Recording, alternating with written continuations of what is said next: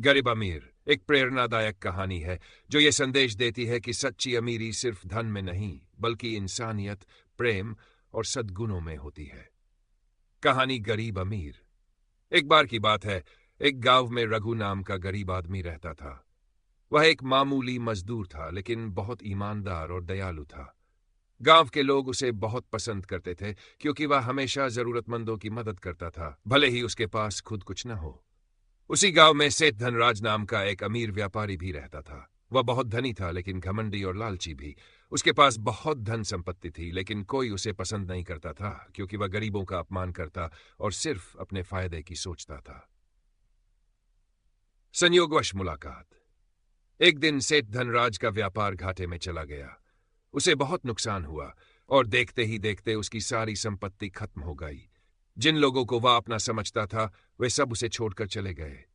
अब वह अकेला और असहाय हो गया था। बिना पैसे और भोजन के वह भूखा प्यासा इधर उधर भटकने लगा। एक दिन थककर वह एक पेड़ के नीचे बैठ गया। तभी रघु उधर से गुजरा। उसने देखा कि सेठ धनराज बहुत कमजोर और परेशान दिख रहा था। रघु ने बिना कोई सवाल किए उसे अपने घर ले गया। उसे खाना खिलाया और रहने की जगह दी। धीरे धीरे सेठ धनराज को एहसास हुआ कि असली अमीरी पैसे में नहीं बल्कि इंसानियत और अच्छे कर्मों में है। सबक और बदलाव।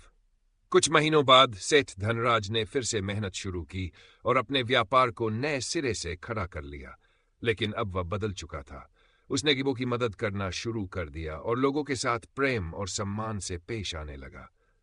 अब गांव के लोग उसे सम्मान देने लगे, लेकिन वे ये भी जानते थे कि असली अमीर तो रघु है, जो बिना किसी संपत्ति के भी सबसे अमीर दिल वाला इंसान था। शिक्षा।